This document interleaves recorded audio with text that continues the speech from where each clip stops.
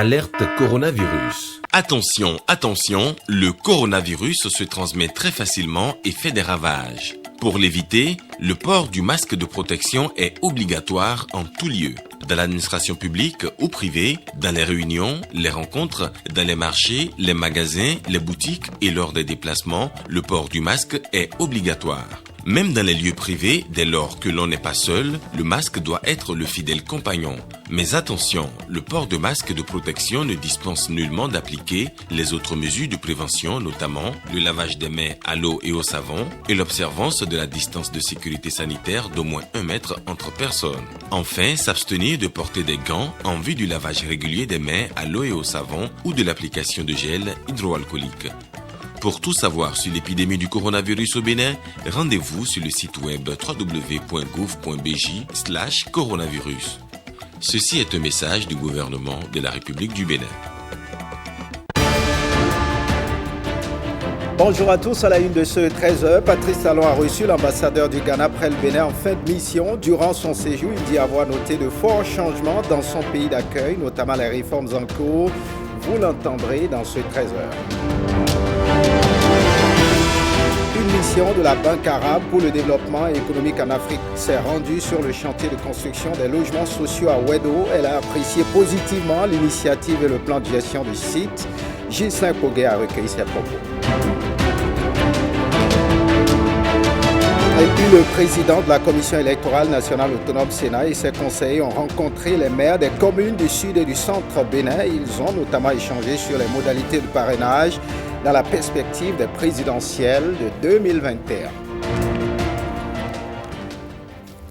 Voilà pour le sommet. Bienvenue. Si vous nous rejoignez, on prend la direction de la Marina. L'ambassadeur du Ghana près le Bénin est en mission au Bénin. Léo Aloé Kaba témoigne de l'excellente forme des relations diplomatiques entre nos deux pays durant son séjour. Il dit avoir noté de forts changements dans son pays d'accueil, notamment les réformes en cours. À cette allure, dans quelques années, le Bénin sera un paradis, a-t-il rassuré. Il a été reçu en audience jeudi au palais de la Marina par le président Patrice Talon. On l'écoute à la sortie de l'audience. Il est au micro de Jérôme Ombre.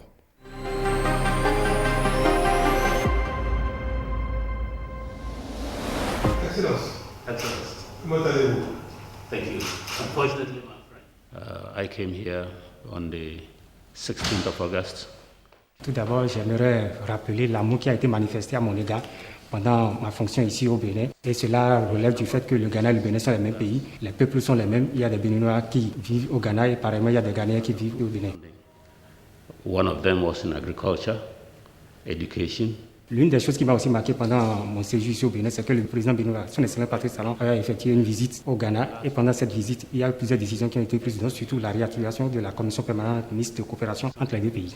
Le Ghana et le Bénin ont signé plusieurs protocoles d'accord dans plusieurs domaines, dont l'agriculture, la sécurité. Et le dernier protocole d'accord, c'est dans le domaine de l'aviation, afin d'assurer la connectivité entre les deux pays. J'aimerais aussi signaler qu'il y a beaucoup de Ghanéens qui poursuivent les études au Bénin. Pareillement, il y a beaucoup de Béninois qui poursuivent les études au Ghana. C'est une coopération qui existe entre les deux pays. Et pendant notre séjour, nous avons essayé de porter ça sur une nouvelle dimension. Aussi, il faut reconnaître que récemment, le président béninois, son excellent Patrice Talon, a supporté son homologue ghanéen pour être élu à la tête de la CEDEAO. Il faut aussi reconnaître que le Bénin a eu à supporter le Ghana pour que le Ghana puisse abriter le siège de l'accord de libre-échange. Et avec la présence du secrétariat de cet accord au Ghana, je pense que les relations entre le Bénin seront beaucoup plus boostées et les échanges entre les deux pays seront portés sur une autre dimension.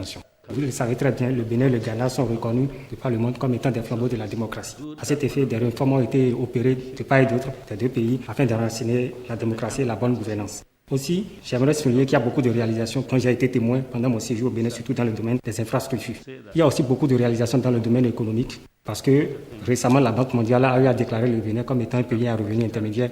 Je pense que c'est une réalisation qu'il faut mettre à l'actif du gouvernement en place. Et à cet effet, je peux vous assurer, comme je l'ai dit au président Talon, si le Bénin continue sur cette même lancée, sous peu, le Bénin sera reconnu comme étant un paradis. En conclusion, il faut avouer que j'ai remercié le président Talon de son soutien durant mon séjour au Bénin et j'aimerais le féliciter à continuer sur cette même lancée parce que après son départ des affaires, on pourra quand même montrer ce qu'il a fait ici et là dans divers domaines. For the better our countries developing to support our people. Thank you very much. Rendons-nous à présent à Bomé-Calavi où la mission de la Banque arabe pour le développement économique en Afrique, BADEA, qui séjourne au Bénin, s'est rendue sur le chantier de construction de logements sociaux à Ouedo après avoir fait le tour du site et écouté les explications de la partie béninoise. La mission a apprécié positivement l'initiative et le plan de gestion du site, appréciation synonyme d'engagement à investir dans le projet Ghislain Poguet et Calvado Awan. Une mission de la Banque arabe pour le développement économique en Afrique de l'Ouest à Ouedo, à Bomé-Calavi, sur un chantier de logement.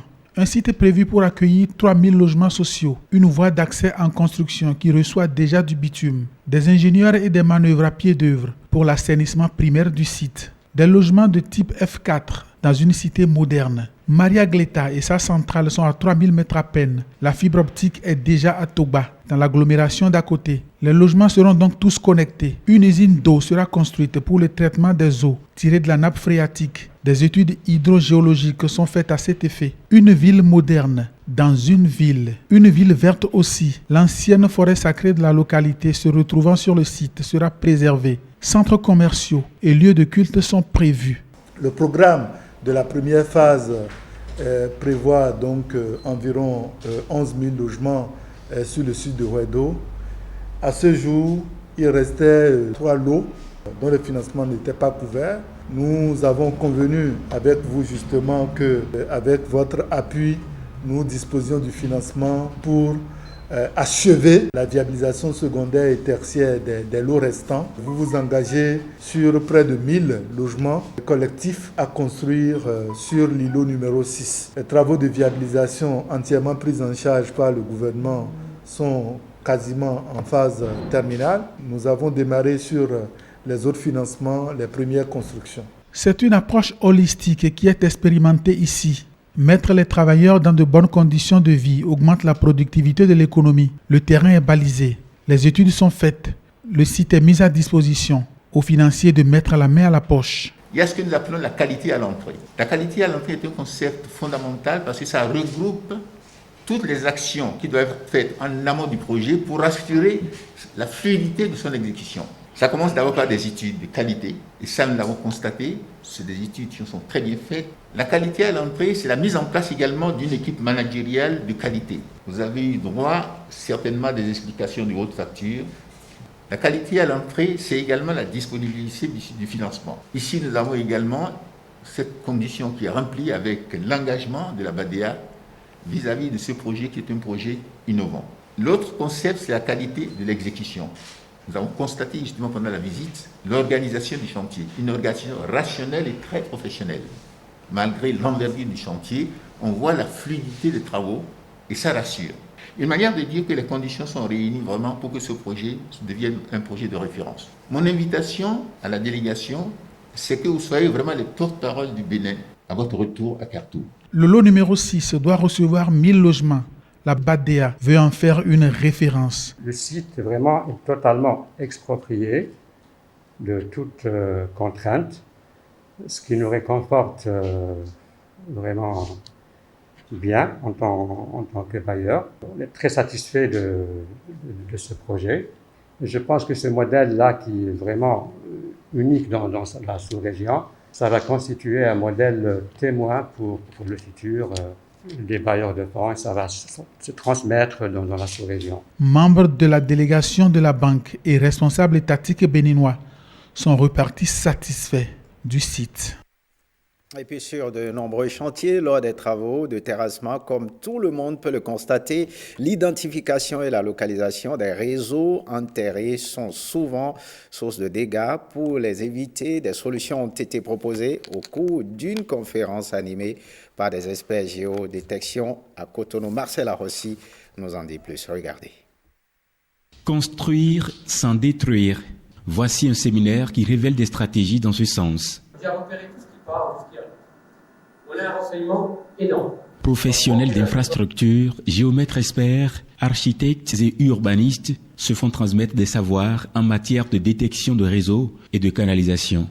Je pense bien que nous avons tous à y gagner en soutenant les activités de ce groupe dans notre pays puisque nous savons très bien que nous sommes confrontés très souvent à des problèmes que nous n'allons jamais pu détecter avant de commencer les travaux de construction que nous avons. Nous n'avons pas jusqu'à maintenant une grande culture de la tenue de dossiers d'exécution, de la tenue de plans des réseaux. Nous sommes donc vraiment ravis d'avoir cette opportunité d'en savoir plus sur la détection, la localisation des réseaux, qui permettra sans doute de mieux anticiper les conséquences de la présence de ces réseaux, d'éviter les surprises, d'éviter de perdre du temps. L'initiative est portée par Smart City, société partenaire de Nestroode, leader français de l'expertise routière. L'objectif général, bien évidemment, de cette conférence est la gestion optimale des réseaux enterrés chez nous, ici au Bénin. Par gestion optimale, j'entends planification, déplacement, sécurité. Il n'est plus un secret pour personne que le Bénin s'est engagé dans un vaste programme d'aménagement urbain que nous appelons ici au Bénin asphaltage. J'ose espérer que le présent atelier permettra d'apporter un plus aux acteurs d'aménagement au niveau de l'ensemble de nos projets. Il s'agit d'une nouvelle technologie qui a aussi pour objectif de construire l'avenir tout en préservant l'existence. Le but, c'était de présenter les nouvelles techniques, la technologie et aussi construire une réglementation au Bénin, adaptée au Bénin, qui concerne la détection des réseaux pour avoir une cartographie précise et pérenne dans la vie. Les participants étaient d'un très haut niveau, malgré qu'il n'y ait pas forcément une structure de détection comme il y a en Europe, mais on sent qu'ils sont inquiets, qu'ils s'intéressent et que c'est un domaine qui les préoccupe quand même dans leur démarche et dans leurs travaux. Nestroode a déjà eu l'opportunité de participer aux réalisations de quelques projets de construction et d'aménagement au Bénin, dont celui de l'aéroport.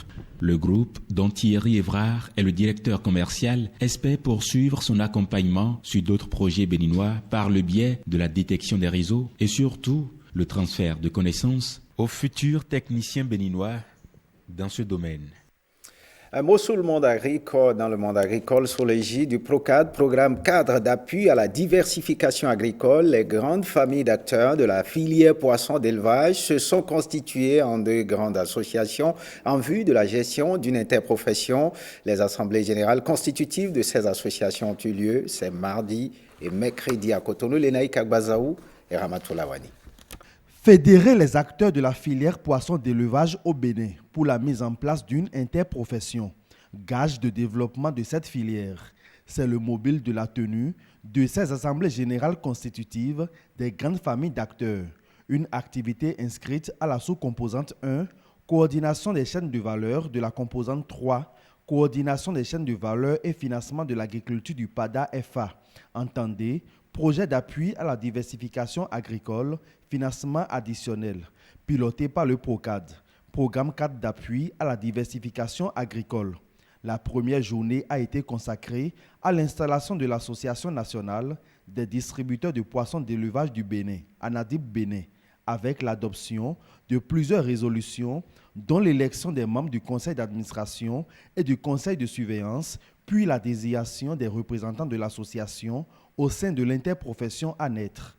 Le diagnostic de la filière réalisé par l'unité de gestion du projet d'appui à la diversification agricole fonds additionnel a permis de déceler, outre les problèmes d'ordre technique, un manque de structuration et de cohésion au sein de notre famille de pisciculteurs. C'est ainsi que, sous l'égide du PROCAD, de l'ATDA, de la direction des pêches, tous les acteurs qui étaient dispersés en 3 différentes organisations ont décidé de se donner la main pour qu'ensemble, on puisse appréhender ce problème et pouvoir désormais être capable de fournir, comme l'a demandé le gouvernement, 20 000 tonnes au moins de poissons par an.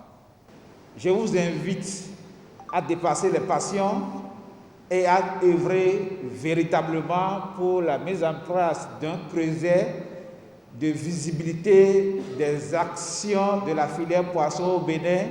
La deuxième journée, elle, dans la même veine que la première, a permis l'installation de l'Association nationale des coopératives et entreprises de la pisciculture du Bénin, ANACEP Bénin, qui a accouché aussi de plusieurs résolutions, dont l'élection des administrateurs et des membres du conseil de surveillance de l'association, puis la désignation des représentants de l'association au niveau de l'interprofession. Ils vont se retrouver après en interprofession.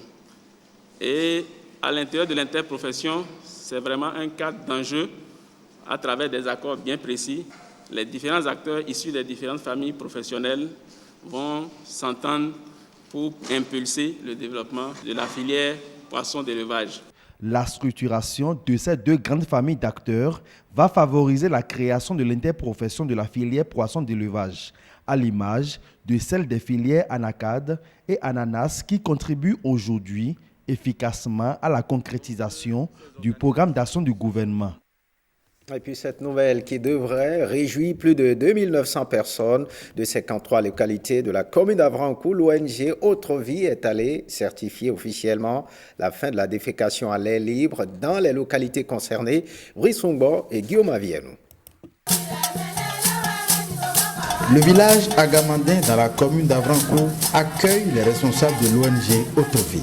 L'organisation non gouvernementale vient certifier officiellement la fin de la défécation à l'air libre dans 53 localités de 12 villages des arrondissements de Sado, Djomo, Bozoumé et Kouti. Plus de 2917 personnes retrouvent un environnement sain, débarrassé de tout excrément humain à l'air libre grâce aux 960 latrines construites sur un intervalle de 12 mois sur la base des approches décident les chambres d'initiative de développement et Total, pilotées par les communautés elles-mêmes.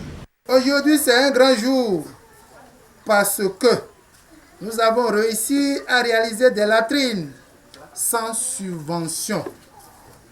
Des latrines réalisées par les communautés à partir de l'appui conseil de l'ONG Autre Vie à travers le programme OMI Delta financé par les Pays-Bas. Une trouvaille de l'institution pour aider les populations d'Avrancourt et de plusieurs autres communes du Bénin à se mettre à l'abri des conséquences fâcheuses de la défécation à l'air libre, dont la plus importante reste la malnutrition.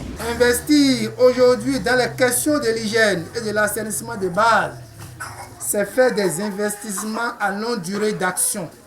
Car les enfants d'aujourd'hui constituent les cadres et les dirigeants de demain. C'est ce que l'ONG Autre Vie a compris depuis 23 ans.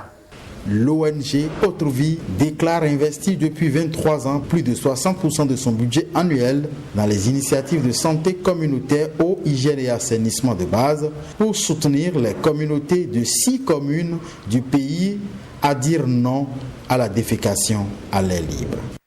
Et on parle violence faite sur le genre. Des hommes et femmes migrent à l'Occident pour une raison ou une autre, mais ils sont malheureusement confrontés à des difficultés, maltraités ou violentés. Certains y perdent parfois leur vie. C'est le cas de 2 jeunes migrants victimes de leur employeur au Koweït. Revenus au pays, ils racontent leur mésaventure. Arcel Dancy les a suivis. Suivez son reportage. Il y a quelques années, Simone Dapogan tenait encore sur ses jambes et jouissait pleinement de ses membres. Aujourd'hui, elle est frappée par un handicap, victime de maltraitance et de violence de la part de son employeur. Le drame est survenu loin de son cocon natal, au Koweït. J'ai eu un problème, j'ai allé travailler à Koweït. J'ai eu un problème chez mes babas. Mais le monsieur qui m'a amené à la maison, quand j'ai travaillé, un mois, j'ai dit donne-moi l'argent, que je envoie l'argent à mes enfants au pays. Que depuis que j'ai quitté, je n'ai pas encore envoyé l'argent à mes enfants. Il m'a tenu mon cou, commencé à m'agifler, jusqu'à mon lunette à tomber. Son rêve d'immigrer au Koweït pour gagner sa vie se transforme en cauchemar. Il est gendarme. Il a pris son pied pour me piétiner mon pied. Il m'a tapé sérieusement le jour-là. Et m'a jeté dans le champ. Une tragédie qu'elle a vécue dans sa quête d'un Eldorado, finalement un mirage périlleux qui lui a coûté un de ses membres. On m'a amené à l'hôpital. À l'hôpital, on a dit on va couper mon pied. J'ai dit non, personne ne me coupe mon pied. Et j'ai commencé à faire mon bagage. J'ai dit personne ne veut pas couper mon pied. Ou soit je vais rentrer. Et on a appelé mes parents. Mes parents d'ici jusqu'à que je veux mourir là, que de couper. C'est le pied ça, on a coupé. Tout comme Simone, Alessandre Béanzin a aussi migré au Koweït. Il a subi le même sort que sa compatriote de Porto-Novo, mais moins chanceux. C'est son corps sans vie qui a été rapatrié. À la grande surprise des familles des victimes, des émissaires de la Fédération internationale des Béninois de la diaspora. Il leur apporte un soutien moral et financier. Nous sommes là pour soutenir la dame Simone Dabougan, qui a été victime de la maltraitance de la part de son patron qui est au Koweït. Donc, je suis là pour la soutenir financièrement.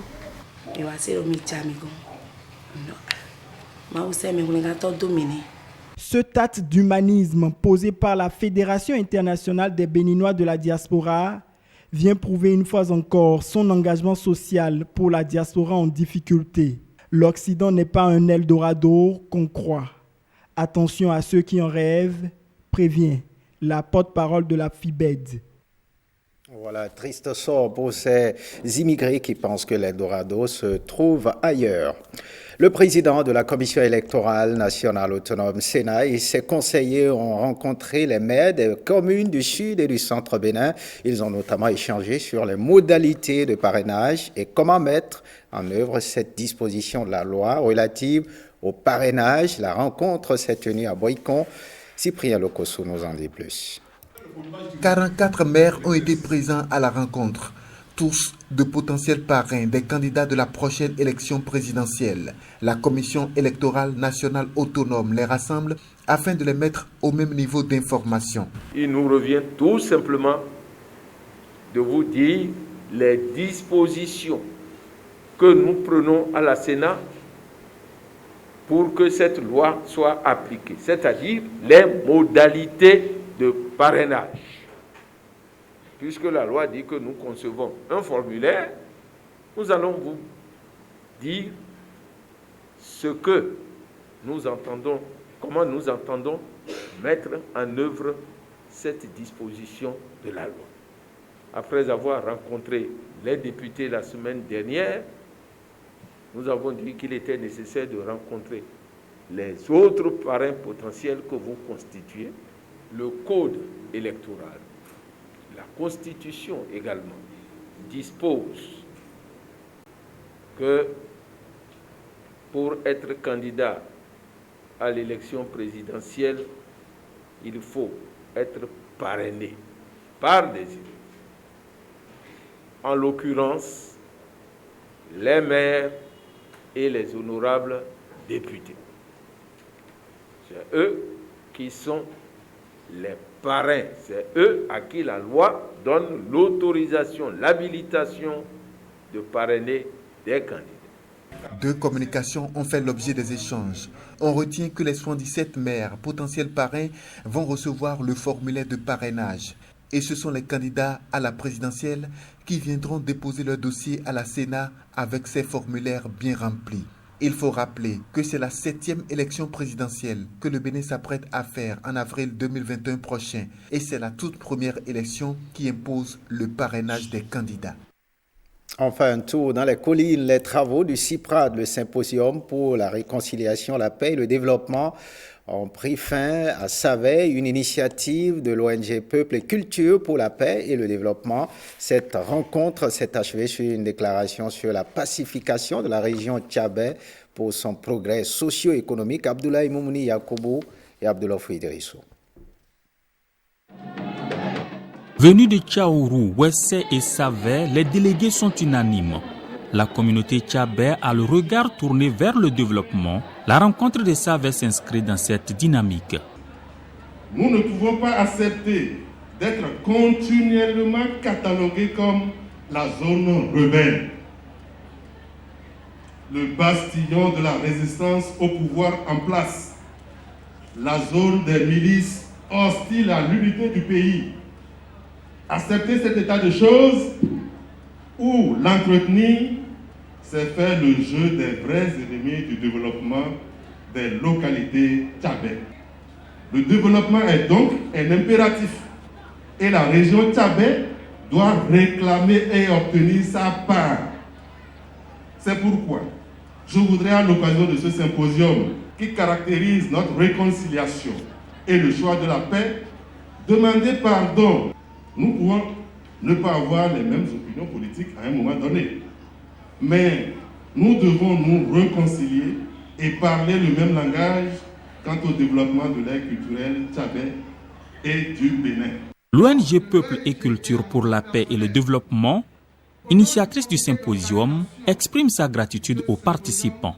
5 communications sur les thématiques de paix, l'économie locale, la participation de la jeunesse et des femmes au développement de l'ère culturelle tchabais sont présentées. Au terme des travaux, dans la déclaration finale, la communauté tchabais affiche sa disponibilité à accompagner les actions dans le cadre de l'amélioration des conditions de vie des populations. Les participants au symposium de Savin exhortent le gouvernement du président Talon à accélérer les grands projets novateurs prévus dans les dites localités. Affichons notre entière disponibilité, et ce, malgré des divergences politiques, notre détermination à travailler avec nos maires et les élus locaux ou communaux et les institutions également de la République sur des pistes d'un meilleur décollage socio-économique de l'ère culturelle tchabais et du Bénin. La pacification et le développement de la région tchabais sont des priorités. Le travail ne s'arrête donc pas à ce symposium. C'est la suite qui est importante, au dire des membres du comité d'organisation.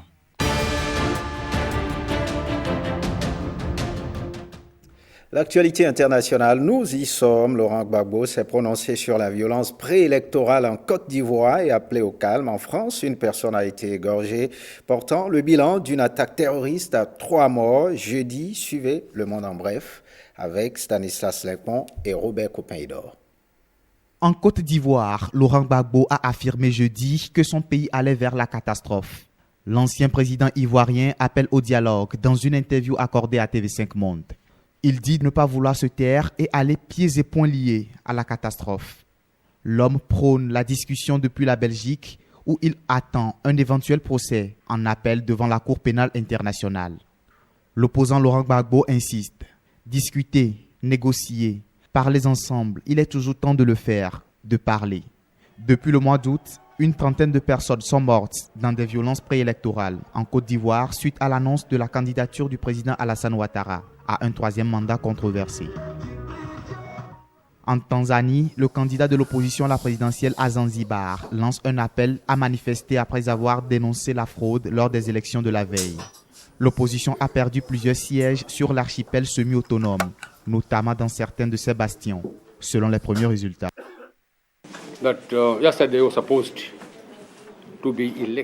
Hier devrait être le jour des élections, mais en réalité, nous n'avons pas assisté à des élections. Nous avons assisté à un exercice militaire.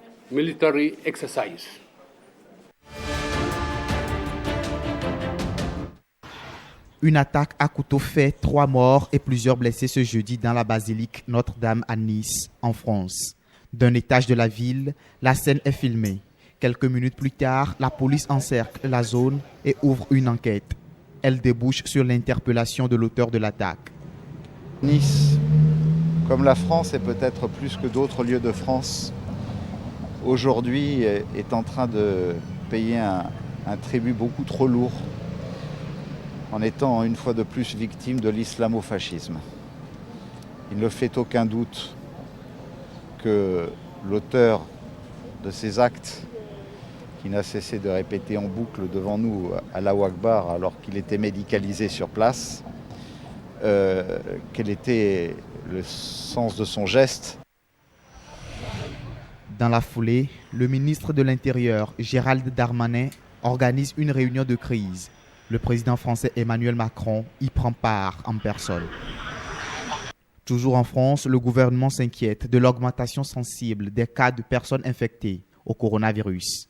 Devant la représentation nationale, le Premier ministre annonce un pic d'hospitalisation dès le mois de novembre et précise les dispositions décidées pour la mise en place du reconfinement. Dès la rentrée de lundi, le protocole sanitaire sera adapté et renforcé pour assurer la protection de tous, les enfants, les enseignants, les parents d'élèves. Conformément à l'avis que nous a transmis hier le Haut Conseil de santé publique, le port du masque sera étendu aux enfants du primaire dès l'âge de 6 ans. Présidentiel aux États-Unis d'Amérique, le candidat démocrate Joe Biden a voté par anticipation. Il est accompagné de son épouse après avoir voté dans leur fief de Wilmington, dans le Delaware. En Argentine, la police expulse des centaines de familles d'un champ dans la ville de Guernica et brûle leurs abris. Depuis le début de la pandémie de Covid-19, les personnes expulsées ont monté des tentes et construit des maisons de fortune. Les raisons de cet acte de la police argentine n'ont pas encore été évoquées. Pendant ce temps au Vietnam, environ 21 personnes ont péri et des dizaines d'autres sont portées disparues après le passage du typhon Molave dans le centre du pays. La tempête a balayé mercredi la zone, provoquant d'intenses précipitations dans une région déjà touchée par des semaines d'inondations. Des équipes de secours effectuent les premiers soins sur des habitants blessés. Le typhon a provoqué des glissements de terrain et des dégâts parmi les pires dans le pays depuis plusieurs années. Mon père est mort et j'étais complètement sous le choc. Maintenant, il ne me reste plus rien, plus d'argent, plus de papier, rien. Heureusement, 2 de mes filles ont été secourues. Fin de ce journal, merci de l'avoir suivi. Retrouvez tout à l'heure l'actualité à 16h30, à 19h le JT des régions à 20h avec Ariane Privenoutéou et puis à 23h Estelle Pazot interviendra pour l'édition de nuit. Merci de nous avoir suivis, à très très bientôt.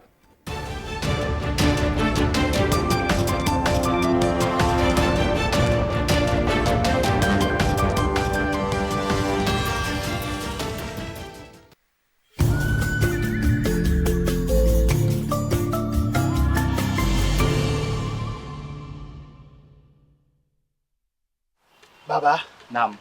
Franchement, 107.4, je ne sais si je serai encore assis avec vous. Mon fils, je remercie le gouvernement pour cette initiative. En notre temps, sans argent,